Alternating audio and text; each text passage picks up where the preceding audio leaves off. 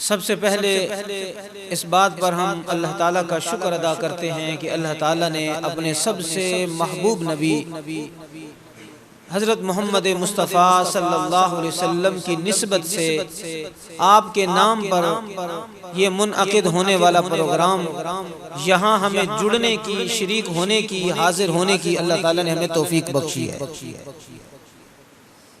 ورنہ کتنے لوگ ہیں جو اس وقت گھروں میں سو رہے ہوں گے، کچھ ایسے بھی ہوں گے جو سو بھی نہیں رہے، جاگ رہے ہوں گے اور باتوں میں لگے ہوئے ہوں گے۔ یہ ہماری سعادت ہے کہ رات کے اس پہر میں اللہ تعالیٰ ہمیں اپنا مہمان بنا کر اپنے گھر میں بٹھائے ہوئے ہیں، اور یہ پروگرام حضور اکرم صلی اللہ علیہ وسلم کے نام پر، جن کے صدقے اللہ نے ساری کائنات اور سارا جہان بنایا ہے۔ میں زیادہ لمبی بات انشاءاللہ نہیں کروں گا، میں نے صرف ایک کام کرنا ہے، اور وہ آخری کام ہے۔ وہ کیا ہے؟ آپ حضرات نے حضور صلی اللہ علیہ وسلم کی نعت بھی سنی، حضور صلی اللہ علیہ وسلم کے اوصاف بھی سنے، آپ صلی اللہ علیہ وسلم کے کمالات بھی سنے، رحمتیں بکھیری گئیں، برکتیں بکھیری گئیں۔ اب ہم نے آخر میں آ کر ان ساری رحمتوں کو، ساری برکتوں کو اکٹھا کر کے اپنی جھولیاں بھر کے اپنے ساتھ گھروں میں لے کے جانا۔ اگر ہم نے یہ کام کر لیا تو آج کی رات ہماری زندگی کی بڑی قیمتی ترین رات بن جائے گی، ہمارا یہاں بیٹھنا بڑا قیمتی بن جائے گا۔ لہٰذا بڑی توجہ سے، بڑے دھیان سے آپ نے بات کی طرف متوجہ ہونا ہے۔ اور میری بات کی مثال ایسے ہوگی جیسے ایک لوہار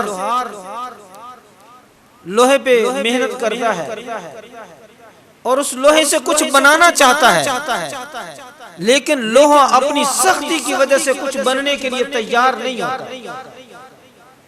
اس کے لیے پھر لوہے کو وہ آگ کی گرم بھٹی کے اندر رکھتا ہے، اور پھر جب خوب گرم ہو جاتا ہے اس کو نکالتا ہے، اس کو کوٹتا ہے، کوٹ کے اس سے کچھ بنانا چاہتا ہے، اور جب دیکھتا ہے کہ پھر ٹھنڈا ہو گیا پھر دوبارہ بھٹی میں رکھ دیتا ہے، جب پھر گرم ہو جاتا ہے پھر نکال کر اس سے کوٹ کے بنانا چاہتا ہے۔ تو دراصل مجھ سے پہلے حضرات یہ لوہا گرم کر رہے تھے، انہوں نے لوہا گرم کیا ہے۔ اب گرم اس وقت آپ سب کے دل، آپ سب کے جذبات، آپ سب کا ایمان ماشاءاللہ اس وقت بھرپور طریقے سے گرم ہو چکا ہے۔ اب میں نے اس گرمی سے فائدہ اٹھانا ہے، آپ کے اس گرم ایمان سے میں نے کچھ فوائد حاصل کرنے ہیں۔ اللہ تعالیٰ سے دعا کرتے ہیں، امید کرتے ہیں کہ اللہ ہمیں وہ فوائد عطا فرمائے۔ حضور صلی اللہ علیہ وسلم کے اوصاف تو ساری رات کیا ساری زندگی بیان کرتے رہو تو ختم نہیں ہوتے، اور جتنے ہمارے محبوب نبی کریم صلی اللہ علیہ وسلم کے اوصاف کو اس دنیا میں بیان کیا گیا، کسی اور نبی کے، کسی اور شخصیت کے ایسے اوصاف کو دنیا میں بیان نہیں کیا گیا۔ ہمارے نبی کا تو مقام یہ ہے کہ دوسرے لوگ دنیا میں جب آتے ہیں اپنا کوئی کردار دکھاتے ہیں، کوئی کمال دکھاتے ہیں، ان کی شہرت ہوتی ہے اور ان کی نیک نامی ہوتی ہے، ان کی پہچان کا، ان کی شہرت کا کوئی نہ کوئی سبب ہوتا ہے۔ کوئی اپنی قوت کی وجہ سے مشہور ہے، کوئی اپنے علم کی وجہ سے مشہور ہے، اور کوئی اپنی سیاست کی وجہ سے مشہور ہے۔ ہر آدمی کی شہرت کے اسباب مختلف ہیں، اور یہ جتنے بھی اسباب ہیں یہ دنیا میں آنے کے بعد ملتے ہیں۔ جب تک انسان دنیا میں نہیں آتا کسی کو کیا پتا یہ پہلوان ہوگا یا یہ یعنی عالم ہوگا، کسی کو کیا پتا یہ سیاسی بنے گا، یہ کس لائن پہ جائے گا، کسی کو پتا نہیں، لہٰذا ان کو کوئی جانتا بھی نہیں ہوتا۔ ہر آدمی کی جان پہچان اس کے کمالات کی وجہ سے ہوتی ہے، اس کی خوبیوں کی وجہ سے ہوتی ہے، اس کے اچھے اوصاف کی وجہ سے ہوتی ہے۔ لیکن اللہ نے ہمیں ایسا محبوب دیا، اللہ نے ہمیں ایسا نبی عطا فرمائے کہ جن کے چرچے اس وقت سے چل رہے تھے جب تک ابھی انسانیت بھی پیدا نہیں ہوئی۔ اللہ نے ہمیں اس نبی کا پیروکار بنایا، اس نبی کے نقش قدم پہ چلنے والا بنایا، اس نبی کا امتی بنایا۔ کیسا امتی؟ ہم میں سے کسی نے دعا کی تھی کہ یا اللہ ہمیں اپنے سب سے محبوب نبی کا امتی بنانا؟ بغیر مانگے اللہ نے ہمیں اتنا بڑا اعزاز عطا فرما دیا۔ یہی وہ اعزاز تھا جو حضرت موسیٰ علیہ السلام نے اللہ سے مانگا تھا. یا اللہ میں نے اپنی کتاب تورات کے اندر پڑھا ہے آخری زمانے میں ایک ایسی امت آئے گی جو آئے گی تو بعد میں لیکن جنت میں پہلے چلی جائے گی. یا اللہ وہ عجیب امت ہے, یا اللہ وہ امت مجھے دے دے. اللہ نے فرمایا موسیٰ وہ امت میں نے اپنے محبوب کے لیے رکھی ہے. تو پھر کہا یا اللہ اس امت کے اندر یہ اوصاف بھی ہیں یہ اوصاف بھی ہیں, تو یا اللہ وہ دے دے. اللہ نے کہا نہیں اے موسیٰ وہ میں نے اپنے محبوب کے لیے رکھی ہے. تو موسیٰ علیہ السلام نے کیا کہا, یا اللہ وہ اتنی محبوب امت ہے, اتنی مقبول امت ہے, اتنی اونچی امت ہے جو تو نے اپنے خاص محبوب کے لیے بنائی ہے. تو یا اللہ مجھے اس نبی کا امتی بنا دے, مجھے اس امت کا ایک فرد ہی بنا دے. یہ کس نے خواہش کی؟ حضرت موسیٰ علیہ السلام اللہ سے خواہش کر رہے ہیں. فرمایا کہ اے موسیٰ تجھے جو ہم نے نبوت عطا کی ہے تو اسی پہ اللہ کا شکر ادا کر. اور یہ وہ تقاضا, یہ وہ خواہش, یہ وہ تمنا اور آرزو ہے جو اللہ نے ہم میں سے ہر ایک کو عطا کر دیا. حضور صلی اللہ علیہ وسلم کے کمالات کو, اوصاف کو, خوبیوں کو ایسے انداز سے کسی نبی کے اوصاف کو بیان نہیں کیا گیا جیسے ہمارے نبی صلی اللہ علیہ وسلم کے اوصاف کو بیان کیا. نعت خانوں نے اپنے اپنے انداز میں, نعت خانی کے انداز میں حضور کے اوصاف کو پڑھا, سنایا اور لوگوں کے ایمان کو گرمایا. کتابیں لکھنے والوں نے کتابیں لکھ کے لائبریریاں بھر دیں.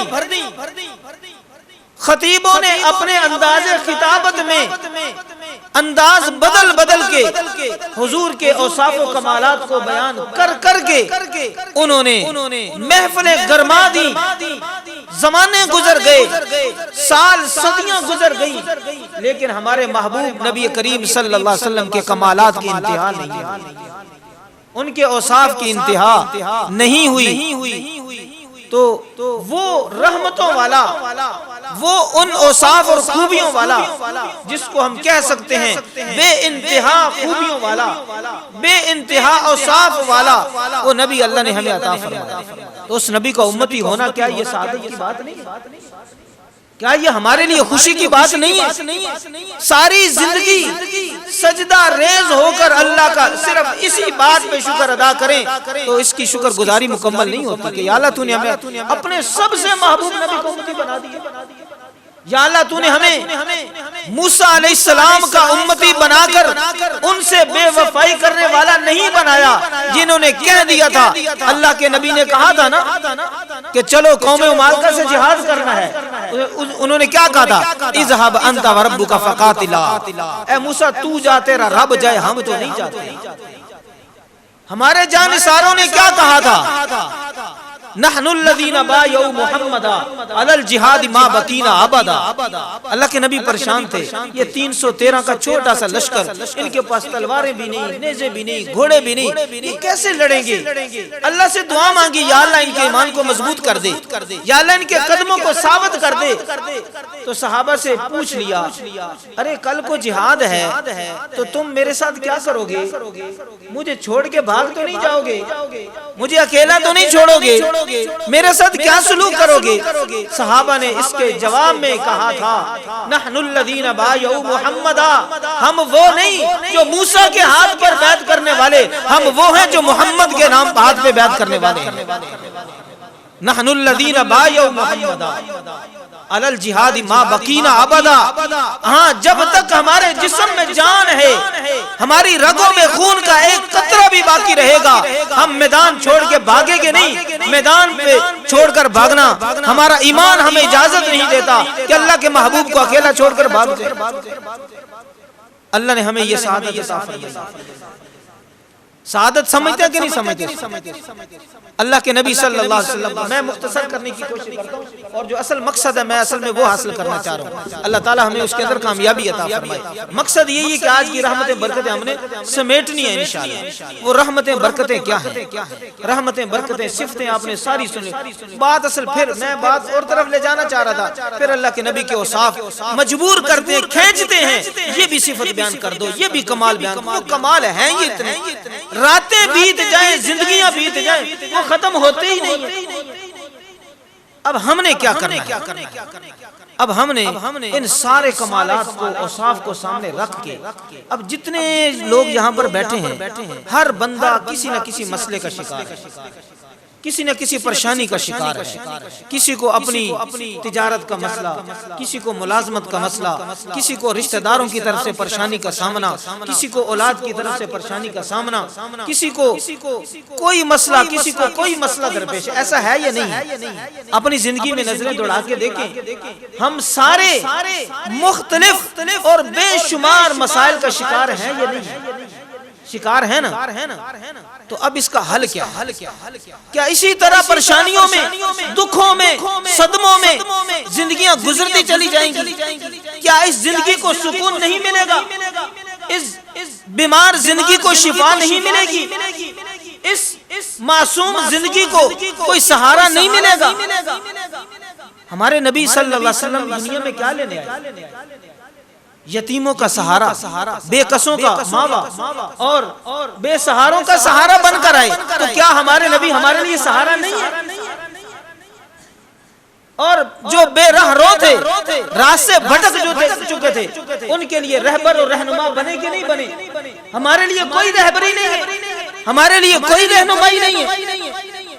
جن کے دل بے سکونی سے ابل رہے تھے، ان کے دلوں کو نبی کے آنے سے چین اور سکون ملا کہ نہیں ملا؟ ملا کہ نہیں ملا؟ ملا ہے۔ تو کیا ہمارے لیے کوئی سکون نہیں ہے؟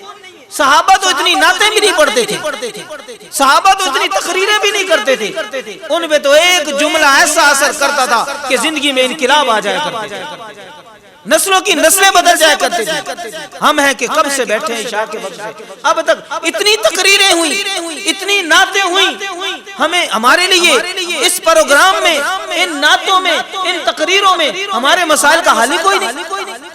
ہماری اولادیں ہماری نافرمان ہو چکی ہیں، ہمارے نبی کے تعلیمات کے ہوتے ہوئے ہمارا اس میں کوئی حل نہیں، رشتہ دار ہم سے منہ موڑ چکے ہیں، ہمارے لیے اس کے نبی صلی اللہ علیہ وسلم کی زندگی میں کوئی رہنمائی نہیں۔ آپ کیا سمجھتے ہیں ہمارا ایمان ہمیں کیا اس بات کے بارے میں خبر دیتا ہے؟ نبی صلی اللہ علیہ وسلم کی زندگی بے سکونوں کے لیے سکون کا ذریعہ ہے یا نہیں ہے؟ پریشان حال لوگوں کی پریشانیوں کے حل کا ذریعہ ہے یا نہیں ہے؟ تو ہم بھی تو اسی نبی کی امتی ہیں، ہم نے بھی تو لا الہ الا اللہ محمد رسول اللہ پڑھا کہ نہیں پڑھا؟ پڑھا ہے نا؟ صحابہ نے کون سا کلمہ پڑھا تھا؟ یہی کلمہ پڑھا تھا، ان کے لیے سکون کا سرچشمہ بن گئے، اور ہم ہیں کہ بے سکونیوں میں جو ہے وہ گڑتے چلے جا رہے ہیں، اور زندگی بے سکونی کے اندر گزرتی چلی جا رہی ہے۔ ہمیں وجہ تلاش کرنی چاہیے نا کہ صحابہ نے نبی کا دامن تھاما تو وہ کامیاب ہو گئے، وہ عزتیں پا گئے، وہ دنیا آخرت کا سکون پا گئے۔ تو ہم کیسے وہ سکون پا سکتے ہیں؟ ہمیں وہ چیز کیسے حاصل ہو سکتی ہے؟ جب تک اس کائنات میں نبی صلی اللہ علیہ وسلم کا نام رہے گا، آپ کے نام کی برکتیں رہیں گی، لیکن وہ برکتیں ملیں گی کیسے؟ وہ برکتیں لینی پڑیں گی، حاصل کرنی پڑیں گی، اختیار کرنی پڑیں گی۔ صرف جھوم جما کے گھروں میں چلے جانا، اس سے برکتیں نہیں ملا کرتی۔ یہ تو جھولیاں جھاڑ کے جانے والی بات ہے، ہم نے جھولیاں سمیٹ کے جانی ہے۔ وہ کیسے سمٹیں گی؟ اب یہ بات میں نے ایک سوال آپ کے ذہنوں میں ڈال دیا۔ ہر آدمی کوئی اولاد سے پریشان، کوئی رشتہ داروں سے پریشان، کوئی اپنی صحت سے پریشان، کوئی کاروبار سے پریشان، یقیناً ایسی پریشانیاں ہیں۔ تو سوال یہ پیدا ہوتا ہے کہ نبی صلی اللہ علیہ وسلم کی مبارک زندگی ہمارے مسائل کا حل کیسے بن سکتی ہے؟ سوال ذہنوں میں آ گیا، اب اس کا جواب بھی سامنے لے آئیے کہ اس کا جواب کیا ہو سکتا ہے۔ جواب یہ ہے کہ ہم اپنی نبی صلی اللہ علیہ وسلم کی مبارک زندگی کو ایسے تھام لیں جیسے صحابہ نے تھاما، ہمیں وہ سکون ملے گا جو صحابہ کو ملے گا، ہمیں کامیابی کے وہ پروانے ملیں گے جو صحابہ کو ملے تھے، ہمیں وہ عزتیں ملیں گی جو صحابہ کو ملیں گی۔ آپ کیا سمجھتے ہیں صحابہ کو ایسے عزتیں مل گئی؟ نعتیں سن سن کے، تقریریں سن سن کے، عمل نہیں کیا تھا انہوں نے۔ وہ لوگ ایک عملی نمونہ تھے ہمارے لیے۔ نبی کو ایسے مانو جیسے صحابہ نے مانا، نبی پہ ایسے قربان ہو جاؤ جیسے صحابہ قربان ہو گئے۔ انہوں نے کیا کچھ نبی پہ نچھاور نہیں کیا۔ ہم صحابہ کا نام آج بڑی عزت احترام سے لیتے ہیں، ان کی یہ عزتیں 1400 سال گزرنے کے باوجود ان زنگ آلود دلوں کے اندر آج بھی ان کی عزت اور ان کی رفعت و بلندی اللہ نے ہمارے دلوں کے اندر سلامت رکھی۔ یہ ان کی قربانیوں کا نتیجہ۔ ہم نہیں جانتے صحابہ نے کیا قربانیاں دی۔ حضور اکرم صلی اللہ علیہ وسلم نے صحابہ سے کوئی تقاضا کیا ہو، صحابہ نے کہا یا رسول اللہ ہمارے پاس تو ٹائم ہی نہیں۔ کبھی ایسا ہوا؟ حضور نے جگایا ہو، کہا یا رسول اللہ ہم نہیں جا سکتے، ہمیں تو نیند آ رہی ہے۔ کبھی کہا حضور صلی اللہ علیہ وسلم نے سفر پہ جانے کا کہا ہو اور کہنے جی ہمارے تو گھر مہمان آئے ہوئے ہیں، یا کہا یا رسول اللہ ہم بیمار ہیں ہمیں چھٹی دے دو۔ ایسا ہوتا تھا؟ نبی کا حکم آ جائے اور یہ بہانہ کرے، نبی کا حکم آ جائے اور یہ اپنی مصروفیات کا تقاضا سامنے رکھے، اس بات کا سوال ہی پیدا نہیں ہوتا۔ منافق اور اہل ایمان صحابہ ان میں فرق ہی یہاں سے ہوتا تھا۔ منافق چھٹی لینے آ جاتے تھے، یا رسول اللہ مجبوری ہے، گھر میں بیمار ہے، فلاں ہے فلاں ہے، اور صحابہ کیا تھے؟ میدان عمل میں کود پڑتے۔ مشہور واقعہ آپ نے سنا ہوگا غزوہ تبوک کا۔ ایسا زمانہ، اس کی مثال یوں سمجھیں، آپ لوگوں کے باغ پکے ہوئے ہوں اور لینے کے لیے بیوپاری جو ہیں وہ آ رہے ہوں، سودے لگ رہے ہوں، قیمتیں لگ رہی ہوں، آپ کا رشتہ دار آپ کو کہے چلو یار سیر کے لیے چلتے ہیں ٹھنڈے علاقوں میں 1 ہفتے کے لیے، کیا آپ جائیں گے؟ آپ کی گندم کی فصل پکی ہوئی ہے، بالکل تیار ہے، کٹنے کے قریب ہے، اور آپ سے کوئی کہے کہ چلو یار سیر کرنے کے لیے چلتے ہیں، جائیں گے؟ کہیں بھی نہیں جائیں گے۔ اپنا عذر کریں بھی فصل تیار ہے، سارا سال محنت کی، ہم نہیں جا سکتے۔ یقین جانیے بقسم خدا اللہ کے نبی صلی اللہ علیہ وسلم نے اپنے صحابہ سے اسی زمانے میں اسی موسم میں یہی تقاضا رکھا، چلو سیر کے لیے نہیں جانا، تجارت کے لیے نہیں جانا، چلو گردنیں کٹوانے کے لیے تبوک جانا ہے، کون کون تیار ہے؟ تمام صحابہ کرام نے اپنے باغوں کو چھوڑا، پکی ہوئی فصلوں کو چھوڑا، اپنے گھر بار کو چھوڑا اور میدان عمل کے اندر چل پڑے۔ یہ صحابہ کی مثالیں ملتی کہ نہیں ملتی؟ یہ جو لقب ان کو ملا رضی اللہ عنہ ورضوان، اللہ ان سے راضی ہو گیا اور وہ اللہ سے راضی، یہ ایسے نہیں مل گیا، قربانیاں دی ہیں۔ آج ہمیں کوئی کہے ہمارے گھر کے اندر سامان ہے، اہل و عیال ہے، بیوی بچے ہیں، کاروبار ہے، دکانداری ہے، بھئی یہ علاقہ چھوڑ دو ہمیشہ کے لیے، کسی اور جگہ جا کر آباد ہو جاؤ۔ کون ہے جو ایسے جاتے؟ اپنے بچوں کو چھوڑنا کوئی آسان کام ہے؟ اپنی چلتی ہوئی دکان کو چھوڑ کے ایسے بے سہارا چھوڑ کے چلے جانا آسان کام ہے؟ آپ کے ڈیروں پہ بندھے ہوئے جانور ہیں اور ان کا ایک ریوڑ ہے، اس کو بے یار و مددگار چھوڑ کر چلے جانا آسان کام ہے؟ اپنی زمین کو ہمیشہ کے لیے خیر آباد کہہ کے چلے جانا یہ کوئی آسان کام ہے؟ ہمیں مشکل لگتا ہے، صحابہ کو یہ بڑا آسان، صرف آسان نہیں، صحابہ کو یہ بڑا مزیدار لگتا۔ وجہ کیا تھی؟ وہ یہ نہیں دیکھتے تھے کہ ہم سے زمین چھوٹ جائے گی، وہ یہ نہیں دیکھتے تھے ہم سے دکان چھوٹ جائے گی، وہ یہ نہیں دیکھتے تھے ہم سے بیوی بچے چھوٹ جائیں گے، وہ دیکھتے تھے بلانے والا کون ہے۔ ارے اس کے بلانے پہ ہم نے لبیک نہ کہا تو ہم سے بڑا کوئی بد نصیب نہیں ہے۔ تو ہم نے اپنے مسائل کا حل تلاش کیا۔ اللہ نے قرآن میں ایک جگہ بڑا عجیب اشارہ دیا، فرمایا رضی اللہ عنہ ورضوان، آخر میں فرمایا ذالک لمن خشی رب، فرمایا وہ اتنی اونچی ہستیاں اللہ ان سے راضی ہو چکا اور وہ اللہ سے راضی ہو گئے۔ اللہ نے ساتھ اشارہ دے دیا، یہ کتنی سعادت کی بات ہے۔ صحابہ کے لیے اتنا بڑا اللہ نے جملہ بول دیا قرآن میں، ہمیشہ کے لیے ان کی رضا لکھ دی۔ اللہ کہتا تم لینا چاہتے ہو؟ بھئی ہمارا دل بھی چاہتا کہ نہیں چاہتا کہ بھئی اللہ ہم سے بھی ایسے راضی ہو جائے جیسے صحابہ سے ہو گیا، اللہ ہمیں بھی ایسی عزتیں دے دے جیسے صحابہ کو دے دی۔ اللہ ہم سے بھی ایسے خوش ہو جائے جیسے صحابہ سے ہو گیا، اللہ ہمیں بھی دنیا میں جنت کی بشارت سنا دے جیسے صحابہ کو سنا دی۔ سب کا دل چاہتا کہ نہیں چاہتا؟ اللہ نے کہا اچھا تمہیں بھی میں ایک آپشن دیتا ہوں، تمہیں بھی موقع دیتا ہوں، اگر تم وہی نتائج، وہی خوشیاں، وہی رضا، وہی خوشنودی لینا چاہتے ہو، ذالک لمن خشی ربہ، یہ موقع ہے ہر اس بندے کے لیے جو اپنے رب سے ڈر جائے، ایسے ڈرے جیسے صحابہ ڈرے، ایسے عمل میں آ جائے جیسے صحابہ آیا کرتے۔ اب ہم یہ دیکھیں، ہم کلمہ بھی پڑھتے ہیں، مسلمان بھی ہیں، نبی کے نام پہ اتنا جھومتے بھی ہیں، اتنی محبت، ہمارا دل پھٹ رہا ہے نبی کی محبت سے، پھٹ رہا ہے کہ نہیں پھٹ رہا؟ دل ایسے بھرے ہوئے نبی کی محبت سے، تو پھر کیا وجہ ہے کہ ہمیں زندگی کا وہ سکون کیوں نہیں ملتا جو صحابہ کو ملا؟ صحابہ کو کیسا سکون تھا؟ صحابہ کہتے ہیں کئی دنوں کا فاقہ ہے، بھوک ہے، پیاس ہے، اور جب ہم گھر سے نکل کے مسجد نبوی میں آتے تھے، حضور کے چہرے پہ جب ہماری نگاہیں پڑتی تھی، ہم اپنی بھوک بھی بھول جاتے تھے، اپنی پیاس بھی بھول جاتے تھے۔ حضور صلی اللہ علیہ وسلم کا دیدار ہماری بھوک کا بھی سامان بن جاتا تھا، ہماری پیاس کا بھی سامان بن جاتا تھا، لیکن ہمیں وہ چیز کیوں حاصل نہیں؟ ہماری مثال، میں اب اس کا سبب بیان کرتا ہوں۔ سبب کیا ہے؟ اصل سبب یہ ہے کہ ہم نے ٹوٹی تو پانی کی کھولی ہوئی ہے، لیکن اس کے نیچے جو ہم نے بالٹی رکھی ہوئی ہے، اس بالٹی کو بڑے بڑے سوراخ ہیں۔ یہ ٹوٹی چلتی رہے، چلتی رہے، چلتی رہے، کیا وہ بالٹی بھر جائے گی؟ وہ بالٹی کیسے بھرے گی؟ وہ بالٹی سوراخوں والی نہیں بھر سکتی۔ تھوڑی سی عقل رکھنے والا بندہ فیصلہ کر سکتا ہے کہ اگر بالٹی بھرنی ہے تو بالٹی کے سوراخوں کو بند کرو۔ تو پھر ہماری زندگی کے وہ کون سے سوراخ ہیں جو ہماری رحمتوں اور برکتوں کی بالٹی بھرنے نہیں دیتے؟ ہم رحمتیں، برکتیں اکٹھی کرتے ہیں تو پتہ نہیں کہاں نکل جاتی ہیں۔ اس کے اثرات، اس کی برکات ہمیں نظر ہی نہیں آتی۔ اتنا جھومنے کے باوجود، اتنا سننے کے باوجود وہ برکتیں زندگی میں نظر نہیں آتی۔ اس کا مطلب یہ کہ ہماری زندگی کو ایسے سوراخ ہو چکے ہیں کہ جہاں سے ساری برکتیں نکل جاتی۔ اب یہ کہ وہ سوراخ کون سے؟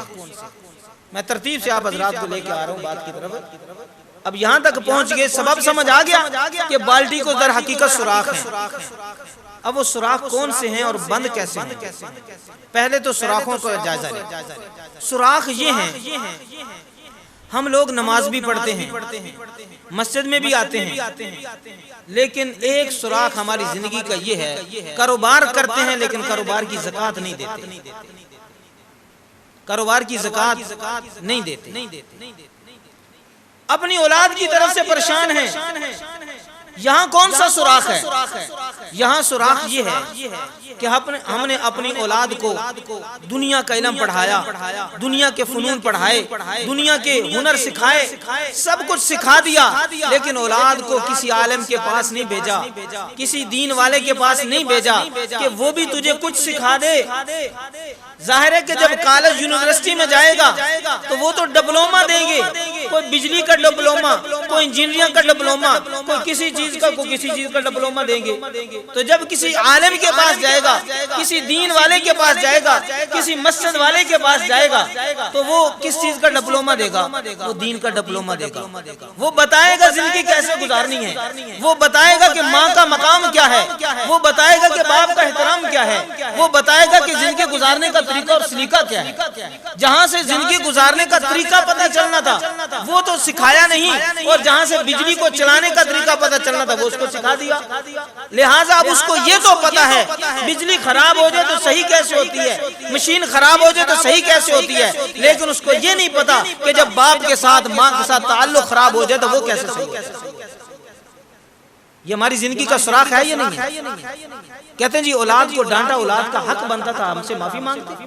ہمارا بیٹا اتنا ضدی ہے، معافی مانگنے آئے نہیں، کوئی معافی مانگنے کا طریقہ اس نے سیکھا ہی نہیں کہیں سے۔ باپ ناراض ہو تو معافی کہاں سے مانگتے اس نے سیکھا ہی نہیں۔ جنہوں نے سکھانا تھا ان کے پاس بھیجا نہیں۔ بجلی مشین خراب ہونے کا تو طریقہ سکھا دیا، باپ ماں کے ساتھ تعلق خراب ہونے کو ٹھیک کرنے کا طریقہ سکھایا ہی نہیں۔ یہ ہماری کمزوری ہے یا نہیں؟ ہمیں ماننا پڑے گا، اپنی کمزوریوں کا اقرار کرنا پڑے گا، یہ ہماری کمزوری ہے۔ جب اولاد کو دین نہیں سکھاتے تو بڑی ہو کر آنکھیں نکالتی ہے، قصور ہمارا اپنا۔ اور پھر رشتہ داروں کے ساتھ تعلق خراب ہے، پتہ نہیں ہمارے رشتہ داروں کو کیا ہے، ہم ان کے ساتھ اتنا اچھا رویہ رکھتے ہیں اور وہ ہمیں بلاتے ہی نہیں، ہمارے ساتھ لڑتے ہی رہتے ہیں۔ وجہ کیا ہے؟ ہم جس رشتہ دار سے کوئی ضرورت، کوئی مفاد وابستہ ہوتا ہے، اس کے پاؤں پڑنے کو بھی تیار ہو جاتے ہیں، اور جس کے ساتھ کوئی ضرورت نہیں، جس کے ساتھ کوئی مفاد نہیں، اس کا ہم چہرہ دیکھنا بھی گوارا نہیں کرتے۔ اس سے ہم کہہ چکے ہیں تیرا میرا جینا مرنا ختم ہے، ہم نے یہاں پر سراغ کر دیا۔ اللہ کے نبی کا کیا؟ ہر معاملے میں نبی کے حکم کے خلاف جا رہے ہیں۔ اللہ کے نبی نے کیا فرمایا تھا؟ کسی کو کہنا بھی رشتہ داروں سے بنا کے رکھا تھا، صلہ رحمی کیا کرو۔ وہ آگے سے جواب کیا دیتے ہیں؟ او جی ہمارے رشتہ دار ہیں اتنے برے، انہوں نے اتنی زیادتیاں کی، اتنے ظلم کیے، ہم کیسے ان کے ساتھ بنا کے رکھیں؟ اللہ کے نبی کی بھی سن لیجیے، اللہ کے نبی کیا فرماتے ہیں؟ سل من قطع، جس نے تمہارے ساتھ توڑا ہے تم اس سے جوڑو۔ یہ کون کہہ رہا ہے؟ اللہ کے نبی کہہ رہے ہیں۔ ہم نہیں کر رہے تو کس کی مخالفت ہو رہی ہے؟ اللہ کے نبی کی مخالفت ہو رہی کہ نہیں ہو رہی؟ مخالفت ہو رہی ہے۔ پھر کہتے جی ظلم بڑے کیے، اللہ کے نبی کہہ رہے ہیں واعفو عمن ظلم، جس نے تمہارے ساتھ ظلم کیا اس کو معاف کر دو۔ کون کہہ رہا ہے؟ اللہ کے نبی کہہ رہے ہیں ہم نہیں کر رہے تو مخالفت کس کی ہو رہی ہے؟ اللہ کے نبی کی مخالفت ہو رہی کہ نہیں ہو رہی؟ اور آگے کیا فرمایا؟ ہمارے رشتہ داروں نے ہمارے ساتھ کبھی اچھا کیا ہی نہیں، ہم کیسے اچھا کریں؟ اللہ کے نبی جواب دیتے ہیں وَأَحْسِنْ إِلَى مَا أَسَاءَ إِلَيْكَ، جنہوں نے بھی تیرے ساتھ برا کیا تو ان کے ساتھ اچھا کر۔ یہ ہمارے نبی صرف زبان سے کہہ رہے ہیں، یہ کر کے بھی دکھایا، کر کے دکھایا۔ عملی زندگی ہمارے لیے ایک نمونہ ہے۔ تو ہم نے اس نقطہ نظر سے دیکھنا ہے کہ ہم نے اپنے نبی کی بات کو کہاں کہاں ٹھکرا رکھا ہے۔ جگہ جگہ تو ہم نے سوراخ کر رکھے ہیں، تو رحمتوں اور برکتوں سے بالٹی کیسے بھرے گی؟ یہ کیسے بھر سکتے؟ آپ خود بتا دیں کیسے بھرے گی؟ جب تک سوراخ بند نہیں کریں گے بھر سکتی ہے؟ نہیں بھر سکتی۔ سوراخ بند کر دیں گے تو پھر بھرے گی کہ نہیں بھرے گی؟ بھر جائے گی۔ تو ہم کیوں نہیں اس بات پہ آ جاتے کہ اب کے بعد ہماری ساری زندگی اپنے نبی صلی اللہ علیہ وسلم کی سیرت طیبہ کے مطابق؟ ایسا کر سکتے کہ نہیں کر سکتے؟ نبی نے تو ایک مرتبہ اعلان کروایا تھا کہ مجھے جہاد کے لیے مال چاہیے، صحابہ نے جانے کیا، مال کیا، جو کچھ تھا سب قربان کر دیا۔ کسی چیز کی پرواہ کی ہے؟ کسی چیز کی پرواہ نہیں کی۔ اچھا یہ بات ہم سب تسلیم کرتے ہیں کہ دنیا کے اندر سب سے حسین اگر کوئی شکل ہے تو وہ ہمارے نبی صلی اللہ علیہ وسلم کی شکل ہے۔ سب تسلیم کرتے ہیں کہ نہیں کرتے؟ تو کیا کوئی بندہ چاہتا ہے کہ میں بدصورت ہو جاؤں؟ کوئی چاہتا ہے؟ جو بیٹا یا جو دوست بات ماننے والا نا، وہ شکل سے جیسا بھی وہ اچھا لگتا ہے، اور جو بات نہ ماننے والا جتنا بھی خوبصورت ہو وہ برا لگتا ہے۔ بات ماننے والا اچھا لگتا ہے، بات نہ ماننے والا وہ برا اور بدصورت لگتا ہے۔ اللہ کے نبی کے بارے میں اگر ہمارا یہ ایمان ہے اور اس ایمان میں کوئی سوراخ نہیں ہے، ایمان میں ہم سچے ہیں اور یقیناً سچے، ہمیں دعویٰ ہے، تو پھر بتائیے کہ وہ کتنے احباب ہیں جو چاہتے ہیں کہ آج کے بعد ہماری شکل ویسی ہوگی جیسے ہمارے نبی صلی اللہ علیہ وسلم کی شکل ہے۔ ایسے کریں گے کہ نہیں کریں گے؟ اپنے نبی کی شکل اچھی لگتی کہ نہیں لگتی ہیں؟ ایمان اجازت دیتا ہے، ایمان بھی کہہ رہا ہے، اللہ بھی کہہ رہا ہے، نبی بھی کہہ رہے ہیں، صحابہ نے ثابت کر کے دکھا دیا کہ سب سے حسین ترین شکل ہے تو نبی صلی اللہ علیہ وسلم کی ہے۔ تو کون کون وہ دوست ہیں جو آج یہ وعدہ کریں کہ آج کے بعد ہماری شکل اپنے نبی کی شکل کے مطابق ہو جائے؟ وعدہ کرتے ہیں؟ جن کی شکلیں حضور صلی اللہ علیہ وسلم کی شکل کے مطابق ہو چکی، ان کو ہزار بار، ان کو لاکھ بار مبارک ہو کہ وہ پہلے سے نبی کے ان کی کسی چیز میں تو مشابہت ہے نا، کسی چیز میں تو مشابہت ہے۔ اللہ سے کہہ سکتے ہیں نا قبر میں جا کے یا رب تیرے نبی کی شبہت لے کے آیا ہوں، حقیقت اس کو تو کر دے، میں صورت لے کے آیا ہوں۔ جس کی صورت بھی نہیں ہوگی وہ یہ کہہ سکے گا یا اللہ دامن بھی خالی، صورت بھی خالی، سیرت بھی خالی، یا اللہ میرے پاس تو ہے ہی کچھ نہیں، اللہ کہیں گے چل کھڈے لین لگ جائے، جہنم میں چلا جائے۔ کوئی چیز تو لے کے جائیں کہ جو اللہ کی بارگاہ میں پیش کر سکے۔ کون کون دوست ہیں جو کہتے جی ہمیں دل سے اپنے نبی سے پیار ہے، محبت ہے، لوگ کچھ کہیں، خاندان کچھ کہے، بیوی کچھ کہے، ہم ان کی ایسے ہی پرواہ نہیں کریں گے جیسے صحابہ کسی کی پرواہ نہیں کرتے۔ کس کے دل میں اپنے رشتہ داروں کی عزت زیادہ ہے کہ رشتہ داروں کی وجہ سے ہم داڑھی نہیں رکھ سکتے؟ رشتہ دار ناراض ہوتے ہیں، بیوی ناراض ہوتی ہے، یا بیوی کو راضی کر لو یا نبی کو راضی کر لو، یا رشتہ داروں کو راضی کر لو یا نبی کو راضی کر لو، یا معاشرے میں خوبصورت بن جاؤ یا نبی کی نظر میں خوبصورت بن جاؤ۔ جو نبی کی نظر میں، اللہ کی نظر میں اچھا اور خوبصورت بننا چاہتے ہیں وہ ہم سے نہیں، اللہ سے بیٹھے بیٹھے وعدہ کریں، اللہ سے بیٹھے بیٹھے وعدہ کریں، یا اللہ میں نے آج یہ جو میں نے آپ سے بات عرض کی تھی نا کہ آپ کا ایمان ماشاءاللہ علماء کرام نے، نعت خانوں نے بڑا گرم کیا ہوا ہے، اگر واقعتاً گرم ہے تو بات سمجھ آ جائے گی، اگر ٹھنڈا ہو چکا تو پھر میری بات ساری فضول ہے، میری بات کہنے کا کوئی فائدہ نہیں۔ اگر ایمان گرم ہے، اتنی دیر سے آپ بیٹھے ہیں، اگر ابھی بھی ایمان گرم نہیں نہ ہوا تو پھر اللہ ہی حافظ۔ تو جتنے میں نے سوراخ بتائے، یہ چند ایک سوراخ میں نے بتائے ہیں، آپ نے اپنی زندگی کا خود جائزہ لینا ہے۔ کہتے ہیں نا من آنم کے من دانم، میں جو کچھ ہوں میں ہی جانتا ہوں، ہر بندہ اپنے آپ کو جانتا ہے۔ جب نبی کا عشق دل میں لے کر، نبی کی محبت دل میں لے کر اپنا خود آپ جائزہ لیں گے، اپنا الٹرا ساؤنڈ کریں گے تو آپ کو بے شمار سوراخ نظر آئیں گے۔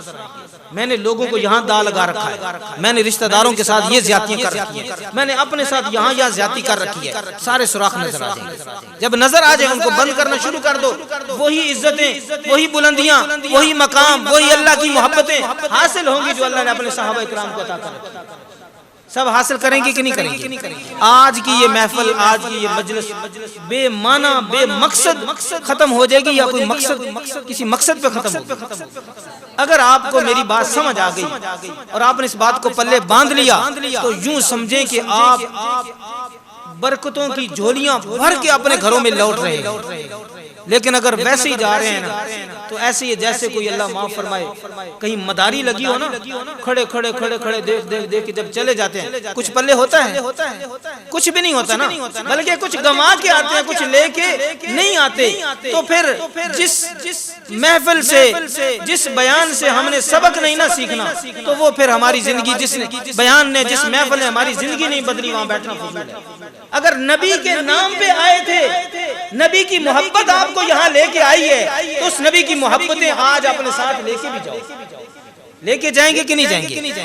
جس کے رشتہ دار ناراض ہیں وہ رشتہ داروں کو جا کے راضی کریں، اور جس کے اولاد بے راہ روی کا شکار ہے، اولاد کو دین والوں کا رستہ دکھا دو کہ تمہاری کامیابی کا، عزتوں کا رستہ یہی ہے، ان کے ساتھ جڑ جاؤ، یہیں سے تمہیں ملے گا اگر کچھ لینا ہے۔ اولادوں کو بتا دو، اور اسی طرح اپنی زندگی میں جہاں کوتاہیاں ہیں، جو بے نمازی ہیں وہ نماز پڑھنا شروع کر دیں۔ نماز کے بغیر کوئی چارہ نہیں۔ ایمان کے بعد سب سے بڑی ذمہ داری جو مسلمان پہ عائد ہوتی ہے وہ 5 وقت کی نماز کی ذمہ داری ہے۔ اگر ہم نہیں پڑھ رہے تو ہم نے بہت بڑا زندگی کو سوراخ کر رکھا۔ ان سارے سوراخوں کو بند کرنا، میں نے مثال دے کر بات سمجھانے کی کوشش کی ہے۔ اللہ کرے یہ بات ہمارے دلوں میں اتر جائے، ہمارے کانوں سے تھوڑا آگے چل کر دل کے اندر اتر جائے تو اس کے بعد انشاءاللہ عمل کرنا آسان ہو جائے گا۔ اللہ تعالیٰ جو کچھ جس نے جتنا بھی کہا سنا، اللہ سب کو اپنی بارگاہ میں قبول فرمائے۔ اللہ تعالیٰ آپ کا بیٹھنا بھی قبول فرمائے، اور جس نے اب سے نیکی کا ارادہ کیا ہے اللہ سب کے ارادوں کو پایا تکمیل تک پہنچائے۔ مرنے سے پہلے اللہ ان ارادوں کو پورا کرنے کی توفیق عطا فرما دے۔